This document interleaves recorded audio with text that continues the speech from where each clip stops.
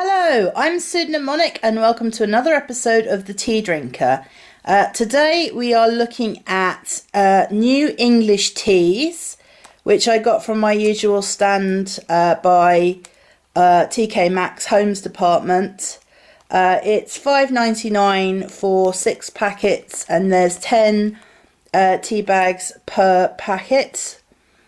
So I've not heard of these before, so I'll put the details down below.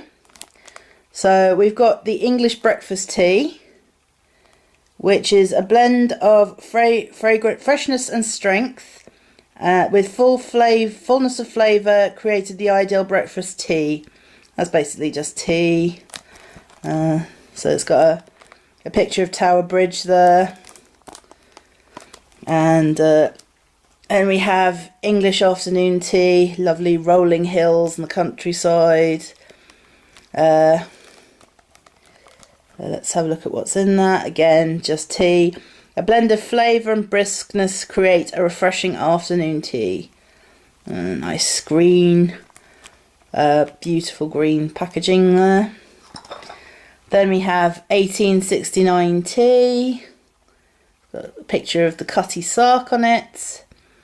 A blend of fine teas worthy of 1869, the year the Cutty Sark tea clipper made her maiden voyage. So that's the Cutty Sark. If you've ever been down to Greenwich and had a look at it, can't say I have actually. So maybe in the new year I'll go down and have a look. There we go. Okay. And here we have Earl Grey Tea. Nice picture of the Houses of Parliament there. Of course, Earl Grey is my favourite variety of tea. Traditional tea with the added scent of bergamot creates this popular, delicately scented tea. So tea, bergamot flavouring. That's all that's in there. So I'll see how this compares to a lot of the varieties that I've sampled, see how it holds up. So I've had some really good Earl Greys, I've had some rubbish Earl Greys as well, so hoping this one's going to be good. Here we have Assam Tea. 100% Assam Tea grown in the northeast of India with a depth of colour and flavour. Assam, I quite like Assam, it's got a sort of malty, sort of almost chocolatey hint to its flavour. But I have had Assam teas which have been quite dull in flavour, so I'm hoping this is going to be a good one. So, and the last one, of course, Darjeeling.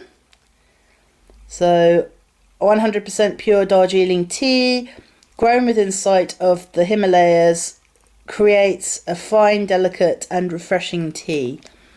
So that's good. I like Darjeeling. It is a very fresh tea and quite uplifting. So let's get the kettle on and start brewing, and let's have a first look at these teas.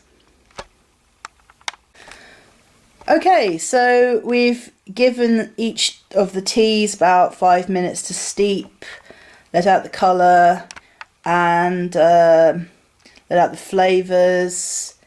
They all look pretty much very similar in colour, sort of very dark brown. Some are slightly lighter. The Darjeeling is a slightly lighter brown than the others. The Assam is almost purple in colour, a slight purpleness to it, and the things like the afternoon teas are slightly more reddish colour.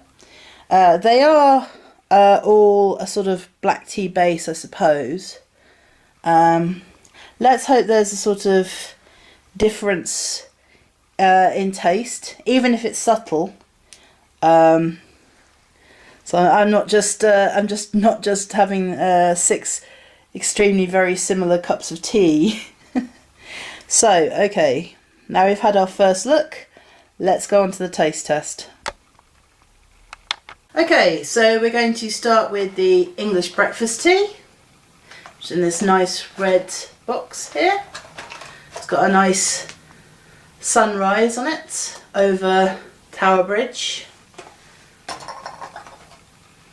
So it's a nice dark brown colour, nice earthy scent, quite strong sort of kick in the pants, kick you out of bed scent to it. Oh, it's strong. That's a nice strong cup of tea. That'll definitely wake you up in the morning. Quite earthy. Some bitter aftertaste, but it's quite smooth. It's not entirely bitter. It's not drying my tongue out bitter. That's a good English breakfast tea.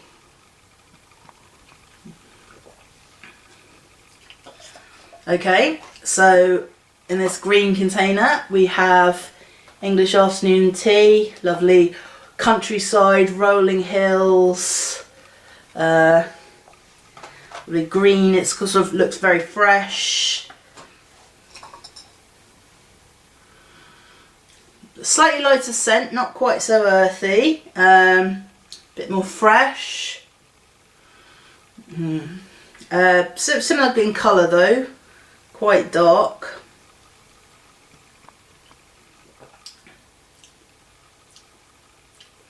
Definitely a lighter taste as well, a lot smoother, not so punchy as the breakfast tea.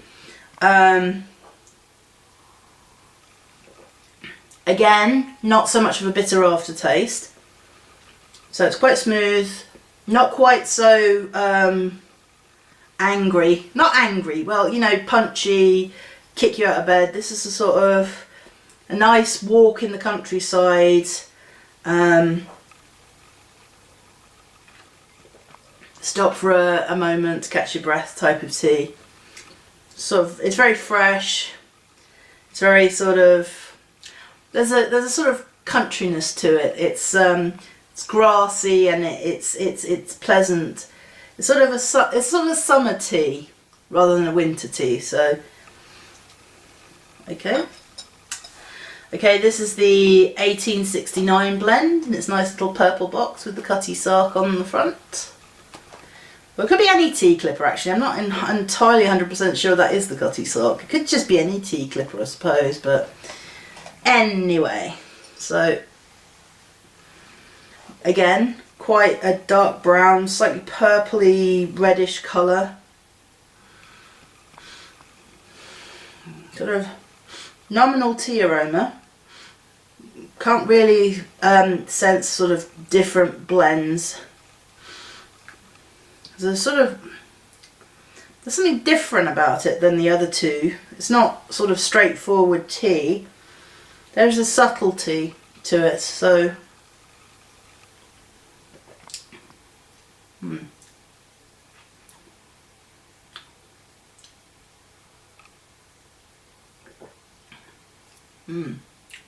There's something in there. There's something in there. I can't put my finger on it. It's not quite the same as the English breakfast in the afternoon. There's a freshness there and there's a bitterness, but they're not. They don't equate to the previous teas that I've drunk in this selection. It's sort of more grassy than earthy, this variety, which is good because it's more of a blend. Quite refreshing. Okay, here's the moment of truth now. The Earl Grey. I hope it's a good one. I hope there's some good citrus notes in this. So, slightly lighter colour than the other teas. There's a somewhat yellowness to it. Definitely picking up some bergamot in the scent, in the aroma. There's definitely a citrus notes to it.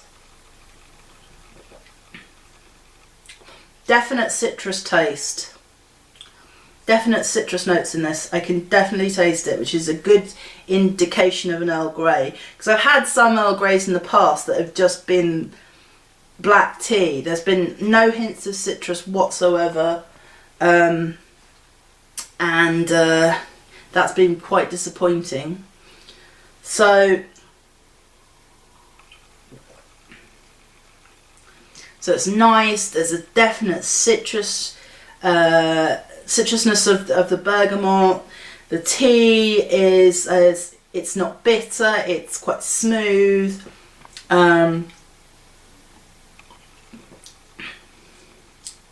This is a lovely Earl Grey. This is a lovely Earl Grey. I'm quite pleased with this.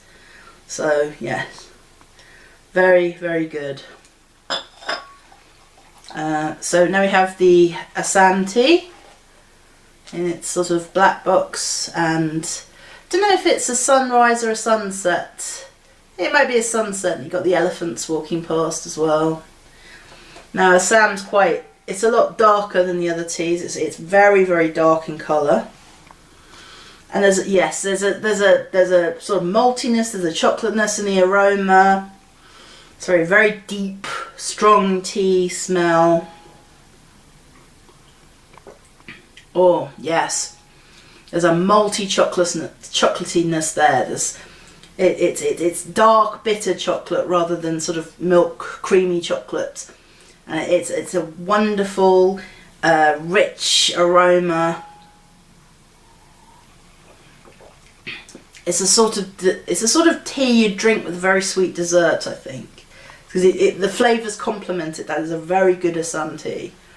It's smooth. It's velvety, like velvety chocolate. It's so good. Slight bitterness though on the aftertaste. And last of all, we have the Darjeeling, this lovely blue box, Darjeeling Himalayan tea. It's lighter in colour, which you'd expect, because it's a sort of lighter, more refreshing tea than other varieties of black tea. Oh, this is a very sort of spring scent to it.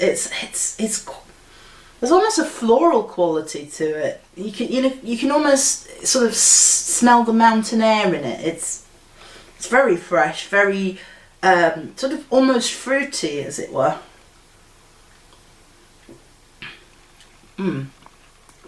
Having said that, though, it's quite bitter in taste.